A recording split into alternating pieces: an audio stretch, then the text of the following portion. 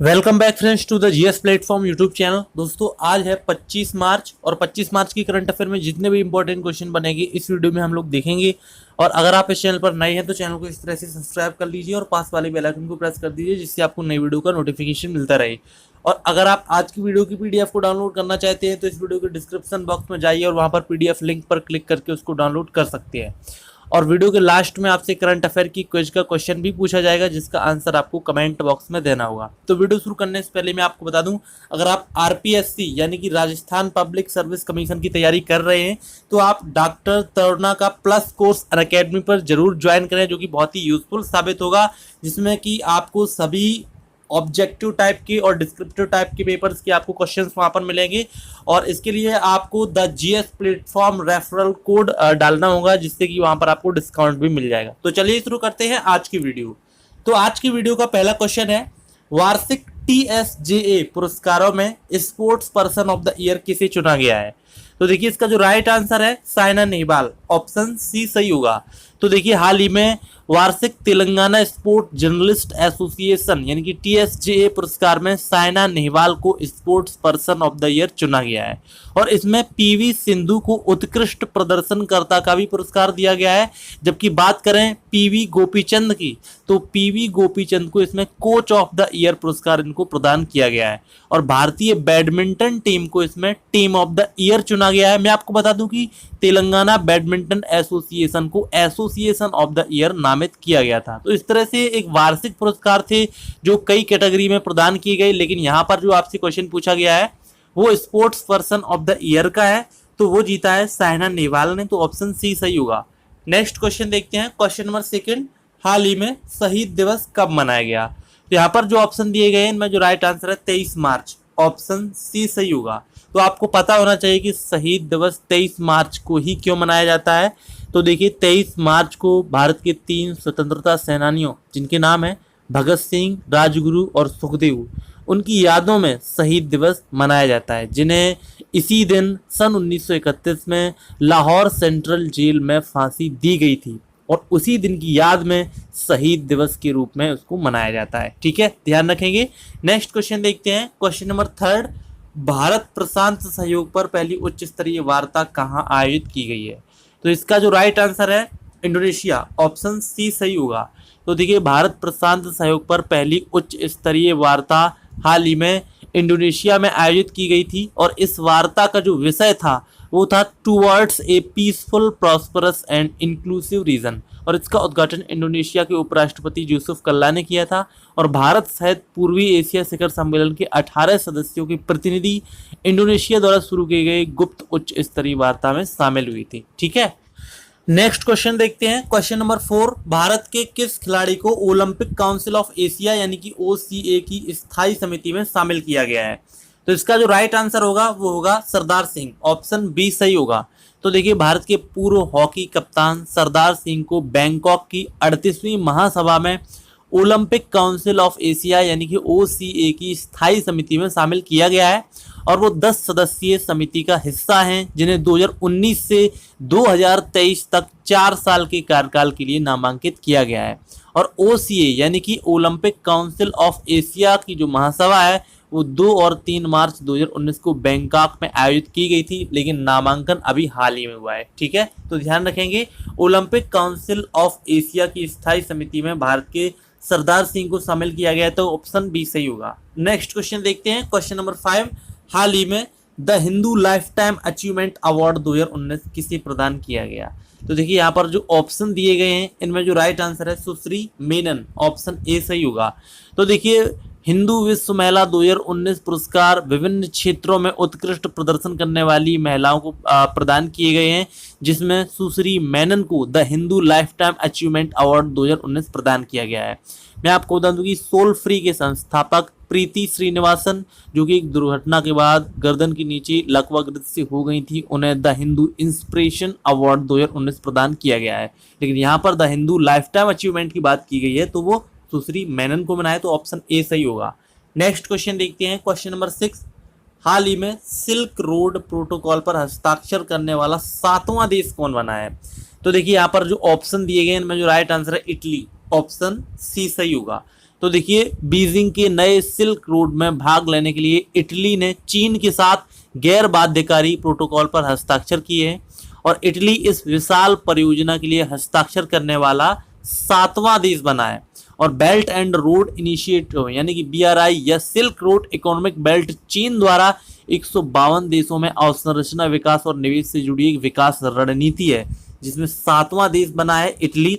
यहाँ पर देखिए इटली की बात की गई तो मैं आपको बता दूं इटली की राजधानी है रोम, वहां की मुद्रा है यूरो और इटली यूरोप महाद्वीप का एक देश है, राइट। तो आपका 6th क्वेश्चन कंप्लीट हुआ। नेक्स्ट क्वेश्चन देखते हैं, क्वेश्चन नंबर 7।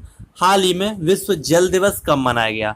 तो देखिए यहाँ पर जो ऑप्शन दिए गए हैं इनमें जो राइट आंसर है 22 मार्च, ऑप्शन बी सही होगा। तो देखिए विश्व जल दिवस 22 मार्च को मनाया जाता है और इसका उद्देश्य विश्व के सभी विकसित देशों में और विकासशील देशों में स्वच्छ एवं सुरक्षित जल की उपलब्धता सुनिश्चित करवाना है।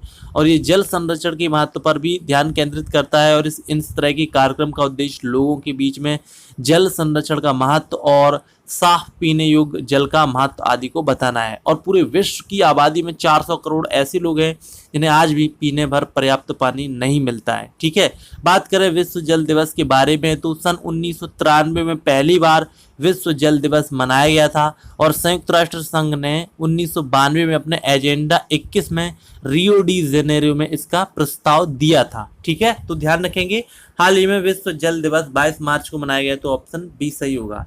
नेक्स्ट क्वेश्चन देखते हैं, क्वेश्चन नंबर 8। किस बैंक ने व्यवसाय के अवसरों के लिए बैंक ऑफ चाइना के साथ समझौता ज्ञापन पर हस्ताक्षर किए? तो देखिए इसका जो राइट आंसर होगा वो होगा SBI, ऑप्शन सी सही होगा। तो देखिए देश के सबसे बड़े ऋणदाता भारतीय स्टेट बैंक ने व्यापारिक अवसरों को बढ़ावा देने के लिए बैंक ऑफ चाइना के साथ एक समझौते पर हस्ताक्षर किए हैं। SBI ने दोनों बैंकों के बीच व्यापारिक तालमेल को बढ़ाने के लिए एक समझौता ज्ञापन पर हस्ताक्षर किए हैं और इस संधि के माध्यम से SBI और बैंक ऑफ चाइना दोनों अपने अपने संचालन के बाजारों तक सीधी पहुंच प्राप्त कर सकेंगे। ठीक है, और SBI की संघाई में भी एक शाखा है और बैंक ऑफ चाइना मुंबई में अपनी शाखा अब खोल रहा है। ठीक है, SBI की बात करें तो SBI की स्थापना 1 जुलाई सन 1955 को हुई थी, जिसका मुख्यालय मुंबई में है और इसके जो वर्तमान में अध्यक्ष है वो है रजनीश कुमार। और बैंक ऑफ चाइना जो कि पूंजी के आकार के हिसाब से दुनिया का तीसरा सबसे बड़ा बैंक है, ये भी आप ध्यान रखेंगे, राइट। तो आपको इस क्वेश्चन से इतनी इंफॉर्मेशन मिल जाती है। नेक्स्ट क्वेश्चन देखते हैं, question number 9। Rating agency Fitch ने वित्त वर्ष 2020 के लिए भारत की आर्थिक विकास का अनुमान घटाकर कितना कर दिया है? तो इसका जो राइट आंसर है 6.8%, तो ऑप्शन सी सही होगा। तो देखिए फिट रेटिंग्स एजेंसी ने 1 अप्रैल से शुरू होने वाले अगले वित्तीय वर्ष के लिए भारत के आर्थिक विकास के अनुमान को घटा दिया है और ये अर्थव्यवस्था में अपेक्षित गति से कमजोर होने पर अपने 7% के पिछले अनुमान से घटाकर 6.8% कर दिया है। फिच के अनुसार RBI ने फरवरी 2019 की बैठक में अधिक हानि रहित मौद्रिक नीति का रूप अपनाया है और ब्याज दरों में 0.25% की कटौती की है, जो कि लगातार मंद मुद्रास्फीति को कम करने के लिए एक कदम है। ठीक है, तो ध्यान रखेंगे रेटिंग एजेंसी फिच ने भारत की आर्थिक विकास का अनुमान घटाकर 6.8% कर दिया है, तो ऑप्शन सी सही होगा। नेक्स्ट क्वेश्चन देखते हैं, क्वेश्चन नंबर 10। IATA जिसका फुल फॉर्म होता है इंटरनेशनल एयर ट्रांसपोर्ट एसोसिएशन, तो IATA में शामिल होने वाली देश की पहली सस्ती विमानन सेवा एयरलाइन कौन बनी है? तो इसका आंसर हो जाएगा स्पाइस जेट, ऑप्शन ए सही होगा। तो देखिए स्पाइस जेट वैश्विक विमानन कंपनी समूह international air transport association IATA में सदस्यता हासिल करने वाली भारत की पहली सस्ती विमानन सेवा एयरलाइन बन गई है। और IATA air India, jet Airways और विस्तारा सहित कुल 290 से अधिक एयरलाइंस का प्रतिनिधित्व करता है। और स्पाइस जेट की तेज अंतर्राष्ट्रीय विस्तार योजना की दृष्टि से IATA सदस्यता महत्वपूर्ण है और स्पाइस जेट IATA की सदस्यता हासिल करने वाली भारत की पहली सस्ती विमानन सेवा एयरलाइन और भारत में IATA का 5वां सदस्य बन गया है। ठीक है, तो आप ध्यान रखेंगे। नेक्स्ट क्वेश्चन देखते हैं, क्वेश्चन नंबर 11।